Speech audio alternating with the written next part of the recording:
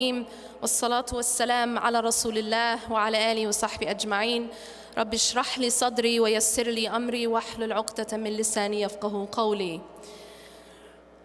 There's this thing about fever. There was a story I read a few years ago and it always stuck with me. It was a story about a man who went to the dentist because he was in excruciating pain. And when he got to the dentist told him that he had an infection. But this man did not have health insurance. And so when he was given two medications, one was a painkiller and one was an antibiotic, he could only choose one of them. And so like many of us, he chose the painkiller. He just didn't want to feel the pain anymore. He wanted to be numb. And so what happened is he took the painkiller so he didn't have to feel that anymore. But what happened to the infection? Well, the infection wasn't being addressed. Because he did not address the infection, it actually spread to his brain, and this gentleman ended up dying of the infection. Now, why did this story stick with me so much? This is a true story. The reason it stuck with me is because it was so symbolic of what happens to us in our lives. When we are in pain, either individually or collectively as a community or globally or as an ummah, we tend to just try to treat the symptoms. We just want the pain to go away, but we don't actually treat the root cause of that disease. See, there's a thing about fever. When you have a fever, and this is something me and my husband have recently been experiencing a lot of, when you have a fever, you can take a lot of fever reducer. You can take Tylenol, you can take ibuprofen. But the fever itself is an indication of another problem. It's one thing to try to numb our pains in life. And it's another thing to actually go and look at why are we sick. And that's what I want to talk about today. As an ummah, we're sick. And the Prophet ﷺ said that the ummah is like one body. And when any single part of that body is in pain or is sick, the entire body breaks out in fever. The fever is an indication that there's a sickness. We are in pain as an ummah. We are in pain all over the world. We are in pain here. We are in pain individually in our lives. We are in pain collectively. We are in pain politically. But the question we have to ask is, why do we have this fever? Why are we in pain? What is the sickness that is causing this pain? Now, I've divided the causes of sickness into two kinds. One, the body gets sick and weak when it is deprived of its ultimate needs. That's one of the reasons why the body becomes sick and weak, is when we deprive the body of its most essential needs, it becomes weak and it becomes sick. The second reason why the body becomes weak and sick is when a disease hits. Now I want to address the first reason first, and that is the deprivation. Now, just like the body, our hearts become sick when we deprive our hearts of the most essential need that the heart has, and that is the spiritual oxygen. What is our spiritual oxygen that we are collectively being deprived of? That is the remembrance of Allah, dhikr, our salah. We have deprived our hearts of the oxygen that the heart needs to stay alive. If a person isn't praying, it's like a person who isn't breathing. We have deprived ourselves of the remembrance of Allah in our lives, and as a result, we have become sick. We have become sick as individuals, and we have become sick as an ummah. The remembrance of Allah is the oxygen, the food and the water of the heart. And so because we are depriving ourselves of that, our hearts have become sick collectively. Now, the other reason why the heart becomes sick and weak and eventually can die is when diseases hit the heart. Now, what are some of the diseases that we are being plagued with as an ummah, as a community, and as individuals? The first sickness I want to talk about is a sickness that the Prophet ﷺ warned us about more than 1400 years ago. In a very, very profound hadith, he says to his companions, there will come a day, your enemies will soon gather one another to attack you, like people gather one another to eat from their dish, to share from their dish. And they asked, is it going to be because we're weak in number or small in number? And he says, no, you will not be small in number. In fact, you will be large in number. But you will become like the froth on the ocean. You know, just those little, the bubbles, the froth, the scum that happens, that builds on top of the waves. It doesn't have any weight. It goes wherever the tide takes it. And he says that the fear will be taken out of the hearts of your enemies. And in your hearts will be put a disease, something called wahan.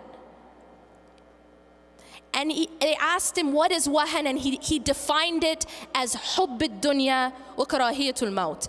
It is the love of dunya. Now the reason why this hadith is literally prophecy is because it describes the weakness that will come to our ummah. And he says the enemies will gather one another to attack you. And these attacks that we're seeing right now, they're all different forms. In some places in the world, they're physical, and in some places, they are spiritual, mental, psychological. Islamophobia is a machine. These are the types of attacks that we are seeing right now. You know, it's become cool. It's become acceptable. In fact, it has become something that will give you political capital to attack Islam and Muslims.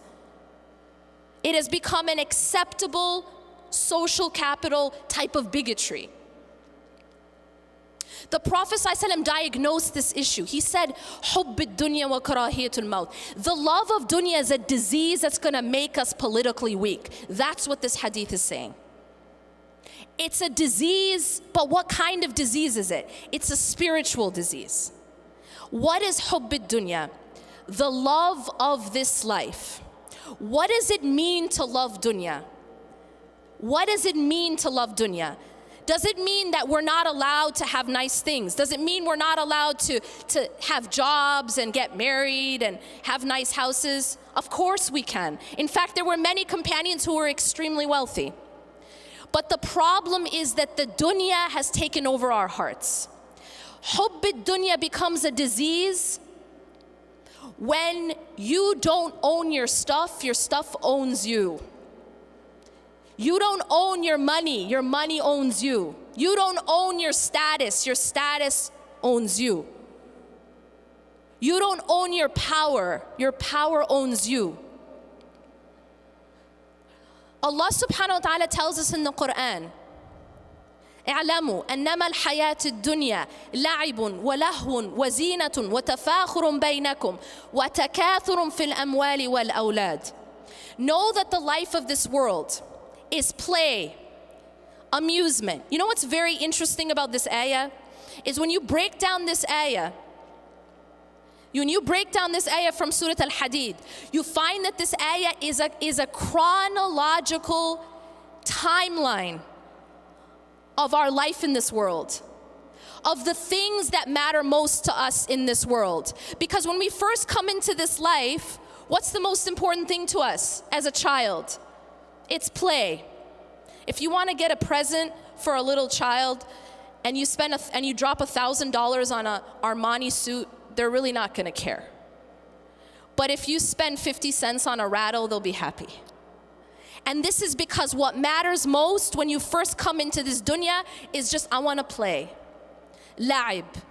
اعلموا أنما الحياة الدنيا لعب ولهو. And then you get a little bit older and now you're kind of like in late elementary, middle school.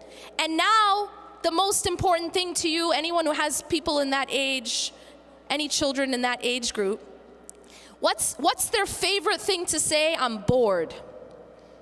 And the reason for that is because at that age, they want to be entertained, constantly stimulated and entertained. And that's because at that point, the most important thing to them is entertainment, amusement. This is called lahu in the Quran.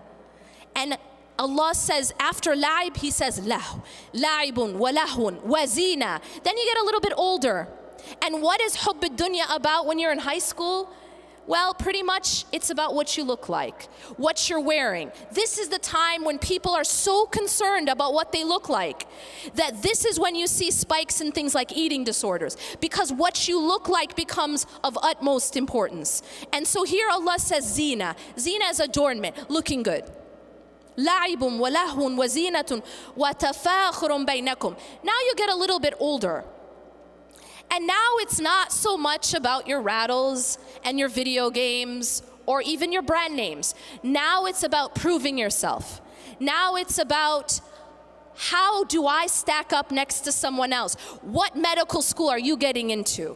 How are your grades? And now it's tafakhurun baynakum. Now you're trying to show off. You're trying to compete. Then you get established. You get a big house, nice car, and children. And now what is it? وَتَكَاثُرٌ فِي الْأَمْوَالِ وَالْأَوْلَادِ. Now it's about getting a lot or competing in the accumulation with regards to money and your children. But what's so interesting here is that Allah says all of this, He gives us an analogy. See, all of these are halal things. But these are the things we get caught up in. And each person is at a different stage in that dunya.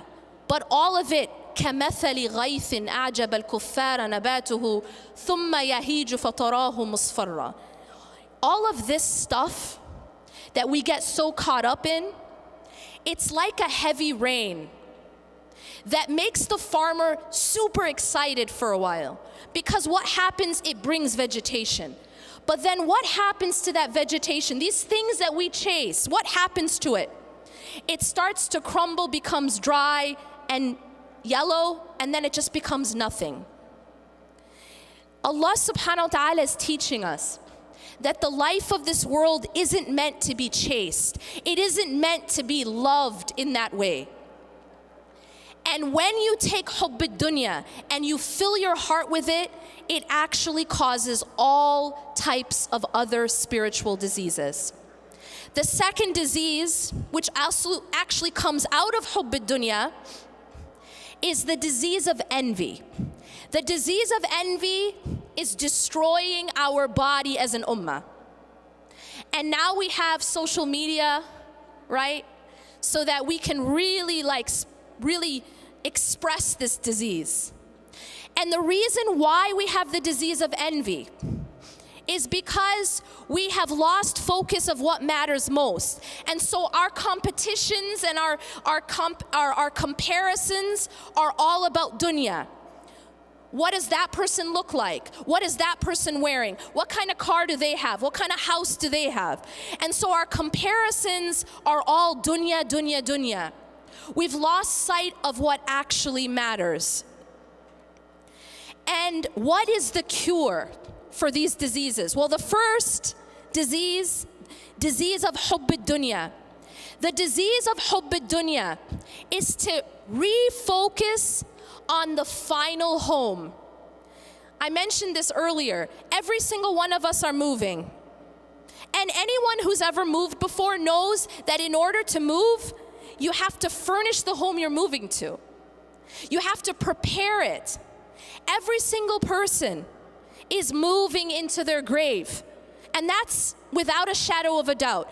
But the question is, have you furnished that home? Some of us are going to get to that home and it's going to have no furniture. Some of us are going to get to that home and in fact it's going to have been burnt down. And so the question becomes not whether or not we're moving, it's how does our home look once we get there?